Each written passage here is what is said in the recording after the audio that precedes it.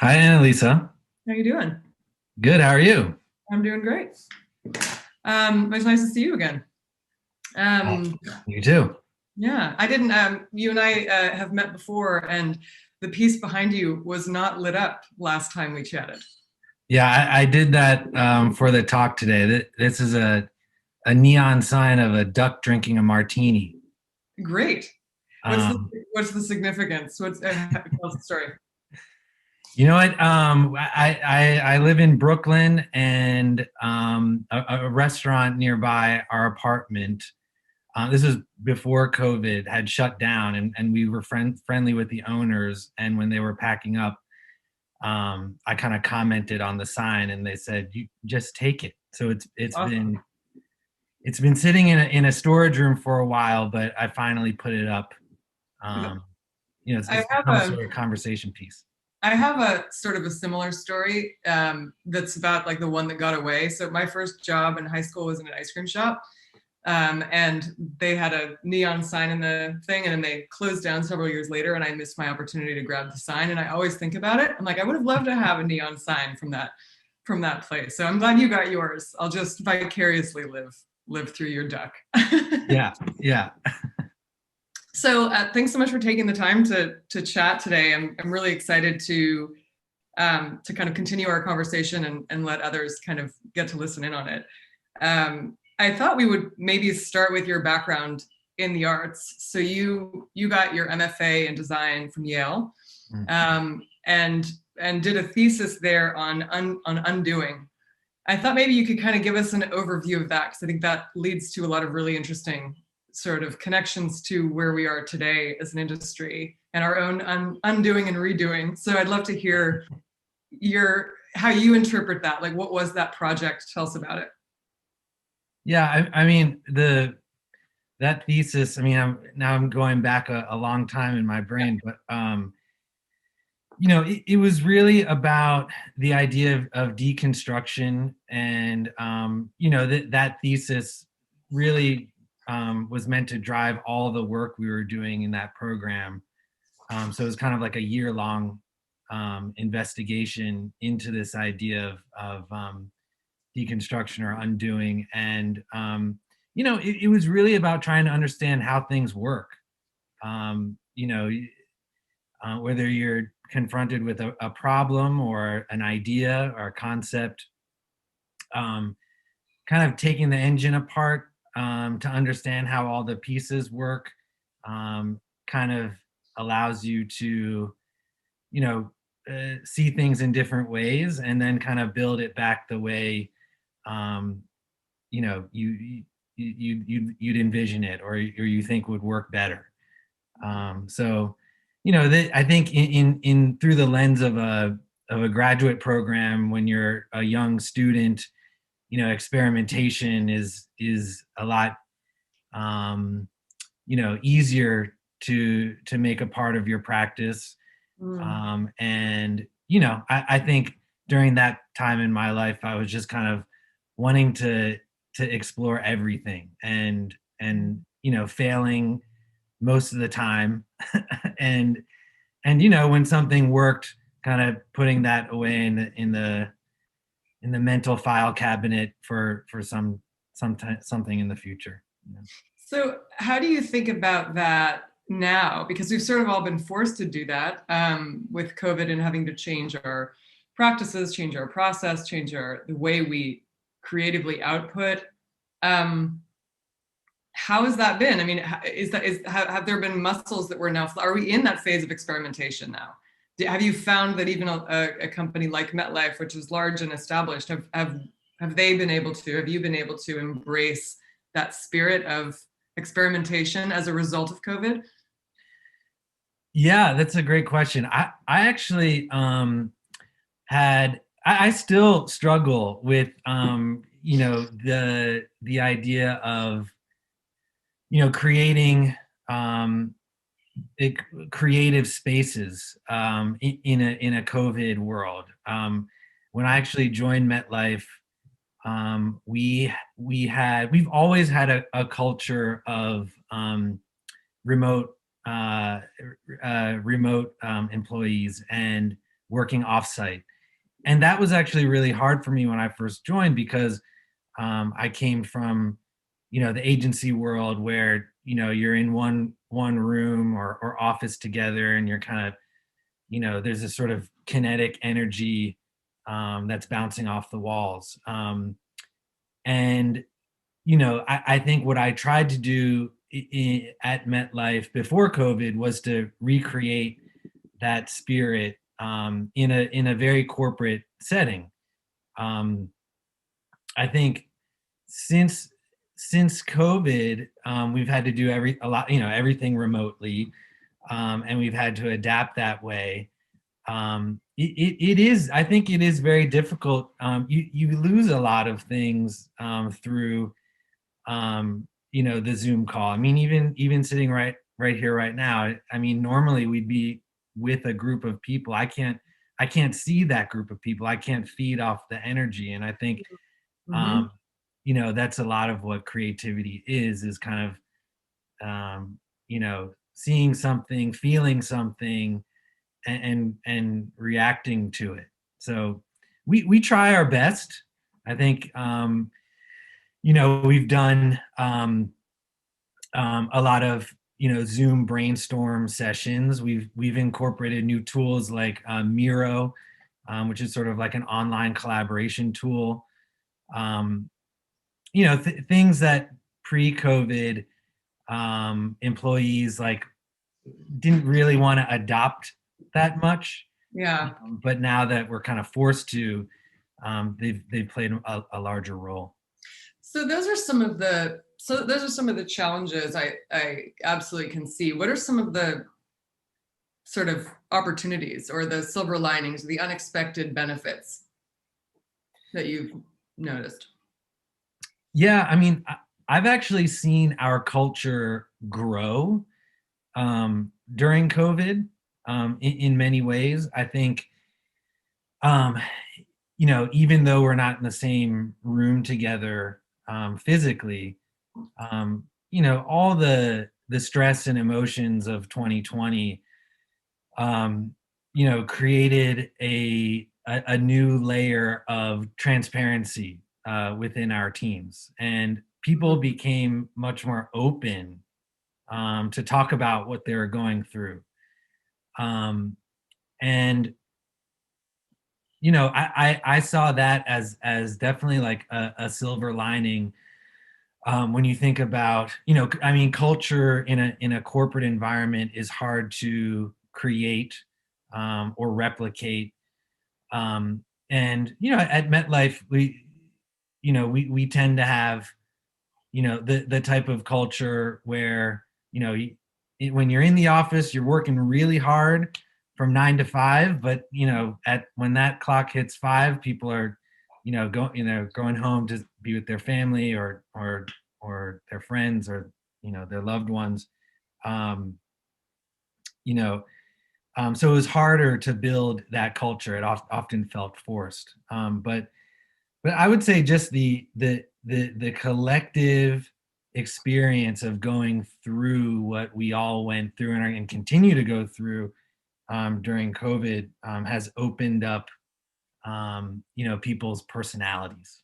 Um, And does that have any impact on the creative process at all? Do you get any benefits from that alone? I think, yeah, I think so. I mean, when people open up and they share their vulnerabilities, they share what they're going through. It makes people more willing to share their ideas. I find there's often, especially if you're in a very hierarchical environment, people are nervous to share their ideas. Mm-hmm. There's a sense of, well, is it my turn? Am I speaking out of turn? Am I sharing too much?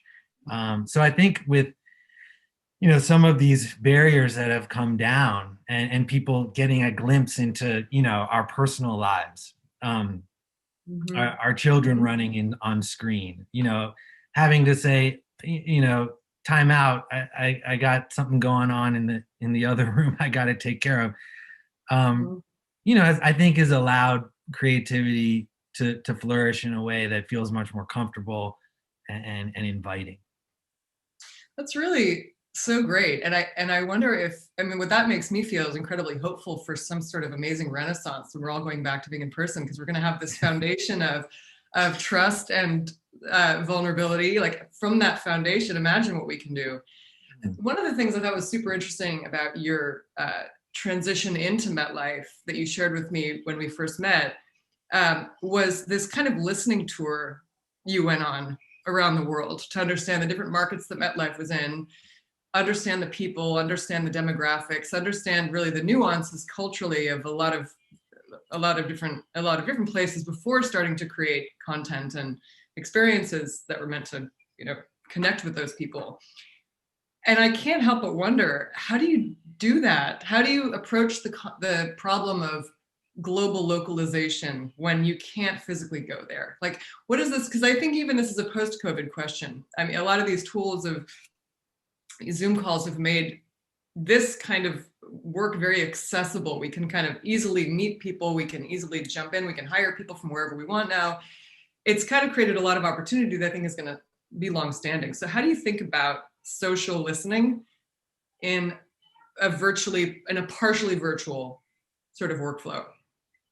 Yeah, that's a great question. So it actually, that particular scenario um, impacted me right in the middle of one of our major programs, which essentially for 2 years before COVID happened, my job was to travel to our key markets around the globe and understand our business and customers in those markets, and then you know in terms of our brand expression, how we activated in those markets were meant to evolve based on the customer needs in those markets. So a lot of my time was spent in Japan, Korea, Mexico, and the U.S. as well. Really focusing on how we could connect with our customers there, and a lot of those in-person engagements involved, well, not only visiting those locations multiple times, but also, um, you know, experiencing the culture. Visiting the museums, the restaurants, Mm-hmm. Yeah. the art galleries, the neighborhoods, and interacting with the people to truly understand them. During COVID, we we had already planned and budgeted to do a similar engagement in China. And so we were supposed to head out there in, I think, January or February of 2020. And it quickly, before COVID hit the US, it kind of, there was this period of, are we going to go or are we not going to go? Is it safe to go? Ultimately, we decided not to go. And we pushed that project until about April or May of 2020, where we shifted to do it 100% remote, and that was that was a very big. I was terrified. I would say in terms of, am I going to be able to replicate what we had done in our other key markets in person over Zoom calls? And what I found was that we were able to do that. We had to make a lot of adjustments. One, the time difference, right? You know, that Mm-hmm. that in and of itself made things very difficult logistically to interact with the local team. We had to do a lot of late night calls, a lot of early morning calls, so that we could kind of share in that burden. But what we also ended up doing is relying heavily on kind of what we're doing right now. We enlisted a number of local experts, people who had written books about Chinese culture, curators, in Beijing, designers, um, tech entrepreneurs, and we would have these sorts of discussions, and we would just pick their brains and ask questions and take notes, and we actually were able to get the information we needed to localize there. I would say it was definitely not as fun. Um, going to a country, and spending a week there or a couple weeks and really experiencing in person, there's no substitute for that. But we were able to do the work. So I wonder now if I'll ever be able to travel, to a distant country in the near future, given that we were able to do just as good, able to succeed in the work without actually having to fly there. Yeah, I can definitely appreciate that. And there's a lot of parts of kind of building programs, building companies, building platforms that, we're seeing the benefits of a global connectedness in this, right? Everybody's in it together. It's not like it's just happening to you and everyone else is doing things normally. It's by nature, it's a global issue. And I think there's also it's kind of cool that you were able to probably, those curators and those designers, you're meeting them in their homes, I imagine, and Right. for the most part. And so there's that's kind of interesting as well. You wouldn't normally probably be invited into their house. You'd be meeting them, in an office or whatever. I do wonder what your thoughts are on the long-term impacts. So the short term, we're sort of like, wow, we're really making the best of this. We're really, there's some challenges, but there's also awesome silver linings. Like, we're really making the best of this now. What about in 5 years? What about in 10 years? What are the impacts of this period downstream in your view? Yeah, I mean, it's so hard to tell. I mean, I definitely feel like, um, it's kind of cliche to say at this point, but the way we work has changed, and I feel like it will be this way for a long time. I can't imagine, going back anytime soon to a regular 9 to 5 in the office type of cadence. I do think that we will have a lot more flexibility in that sense. So I think that, in a general sense, I think, you know I I feel pretty strongly that will continue. Um, I think from a from the actual, like, the work we're producing, um, pre-COVID versus post-COVID. I mean, MetLife is a 153-year-old company. When I joined, we were in the midst of a major brand transformation, and digital transformation. Mhm. Um, but I think where we are clearly headed right now is head on into a digital transformation and doubling down on Yeah. that. So the way our business works, I mean, I was shocked to learn when I first joined MetLife that I think, and this was in 2017, that I think around 70% of our business transactions were still done on paper. And I think what we are, and so 2018, 2019, 2020, I mean, everyone was talking about digital transformation, but the pace of that was quite slow. What I'm seeing now is like a very true acceleration of that way of working and that way of doing business.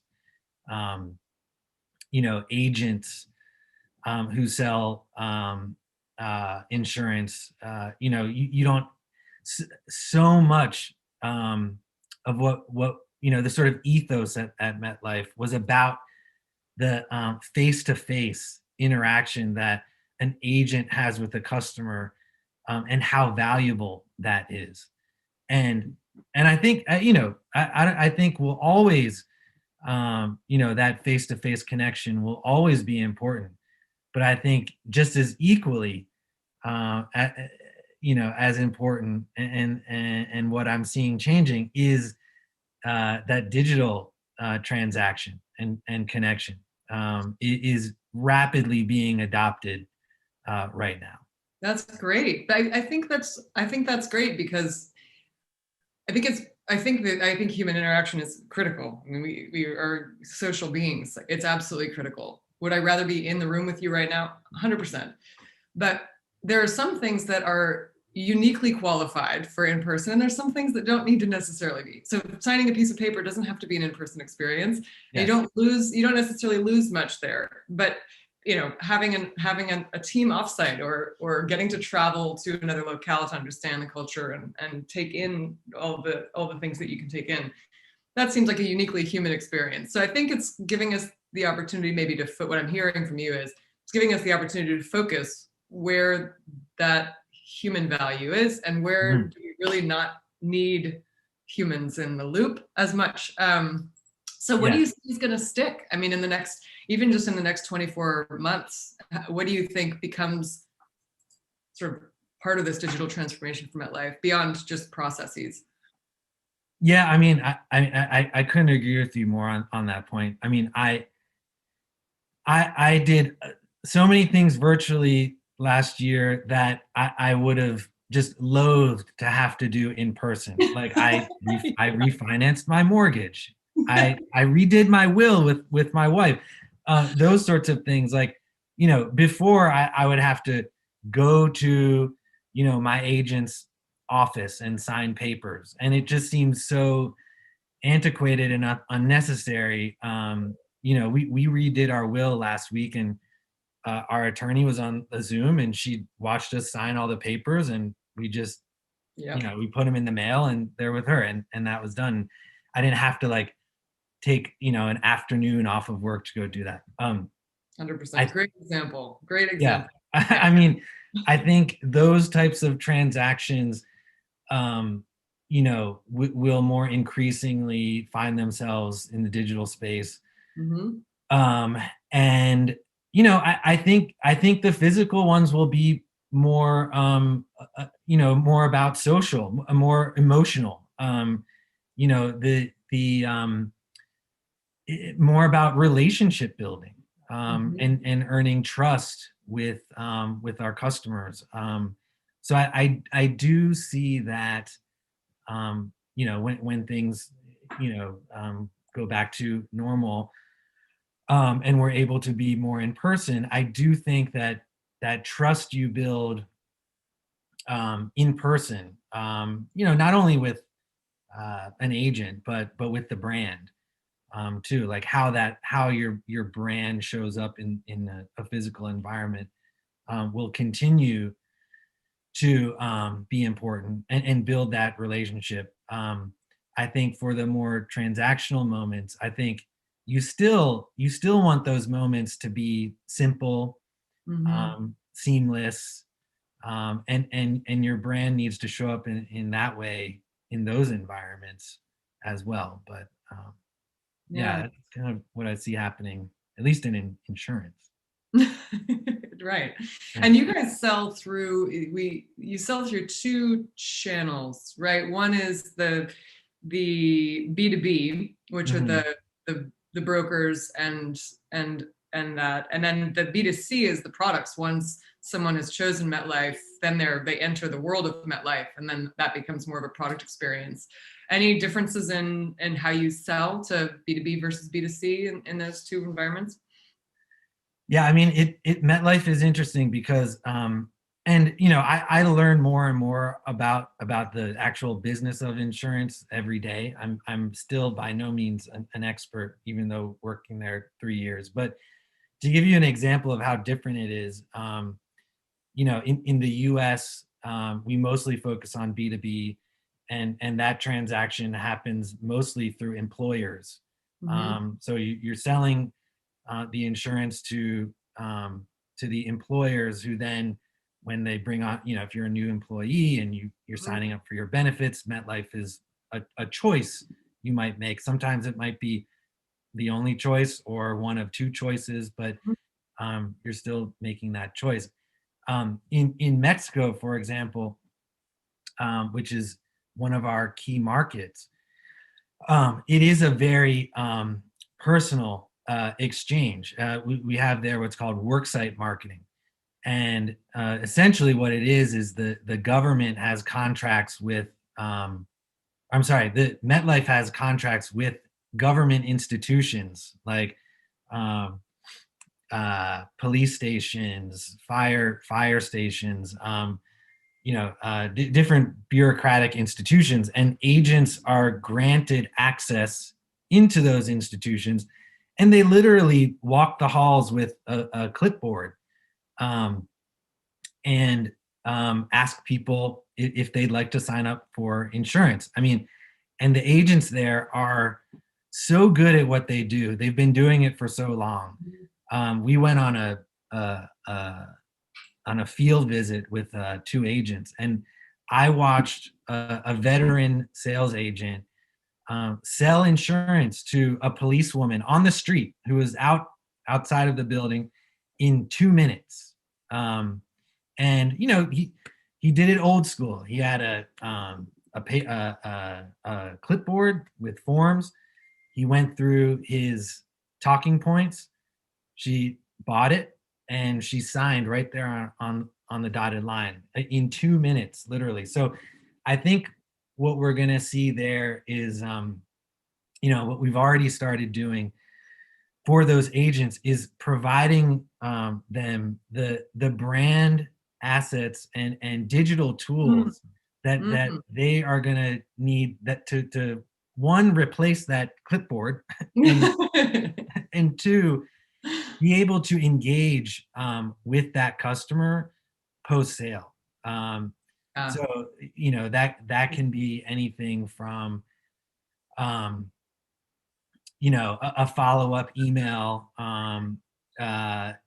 or a birthday wish on their birthday, happy birthday, just thinking of you, Mhm. offering new products, that sort of thing.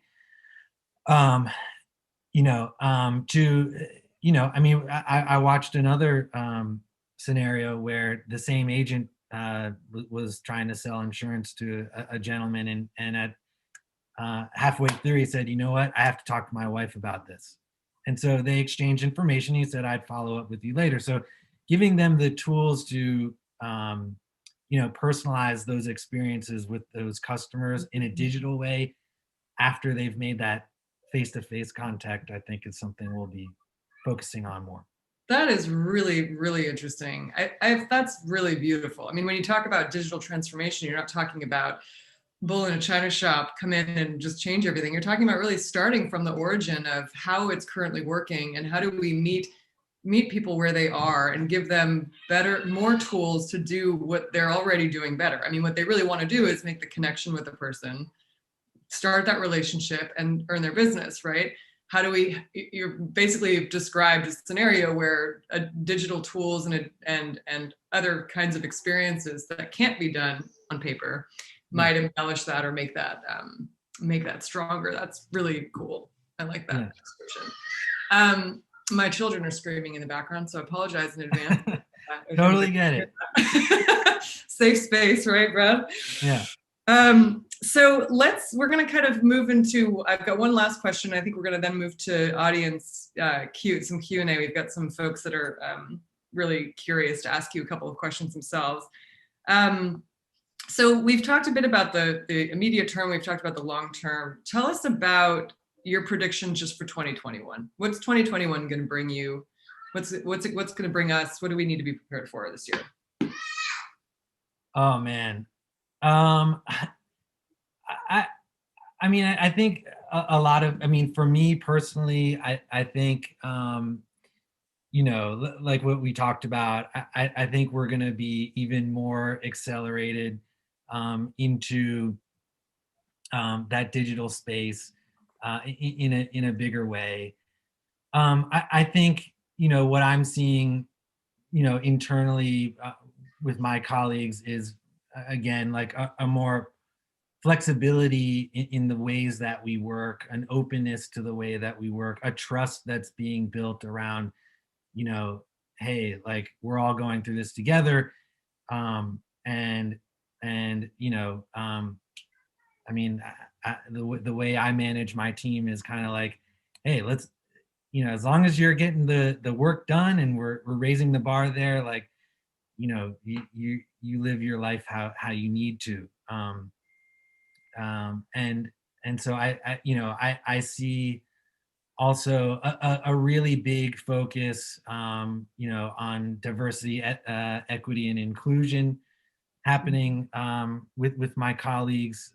That has accelerated into the topic of conversation and how we not only align ourselves within our teams, but the work that we produce, has to address Mm-hmm. a much wider audience. It has to be, aware of how the world is moving and shifting. Um, and so I see that, becoming a part of what we do. Sustainability is another a topic that we talk about at work a lot too, and the work that we do, is impacting the world in a positive way. Um, Um, and so uh, I hope to see those trends continue. That they're not just sort of binary goals. To